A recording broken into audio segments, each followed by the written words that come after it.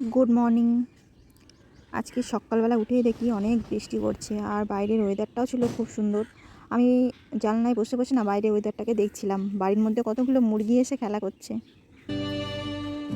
আমাদের গল্পগুলো অল্প মুরগিগুলো সব মায়ের সময় সঙ্গে ঘর ভিজছে, দেখতে পাতালো, এত ভালো লাগছিল। তারপর পথ হারালো তোমায় আমায় নিয়ে। আগে সকালবেলা বাসি যদি বিছান পাতা বুঝতো তারা তুলছিলাম। মনের নদীর তল পাবে না, বেহায়া মুখ পোড়াতো অন্য কোথাও বাসি বিছান গিয়ে। পাতা তুলে এদিকে আমি আজকে সকাল সকাল রান্না চাপিয়ে দিয়েছিলাম। বৃষ্টি দেখে খিচুড়ি রান্না বসিয়েছিলাম।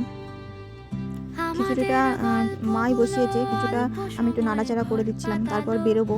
আজকে তারপর আমারও পথ শরীরটা ভালো নেই, মেয়েরও হারালো শরীরটা ভালো নেই। তোমায় আজকে আমায় বেরোনোর সময় নিয়ে। মেয়েকে সঙ্গে নিয়ে বেরিয়েছিলাম। ওরও একটু আগে ঘোরা যদি হলো, আর বুঝতো আমারও তারা কাজটা হয়ে গেল। মনের নদীর তল পাবে না, বেহায়া মুখ বাড়িতে পোড়াতো এসে অন্য খিচুড়ি কোথাও করেছিলাম। বৃষ্টি গিয়ে। দেখে খিচুড়ি বসিয়েছিলাম, অথচ বৃষ্টি থেমে গেছে। আমাদের যাই হোক, খিচুড়ি গল্পগুলো আর আলু ভাজা করেছিলাম। খেয়ে দিয়ে একটুখানি শোবো, একটুখানি দুপুরবেলা না ঘুমালে না শরীরটা কেমন ম্যাশ ম্যাশ করে।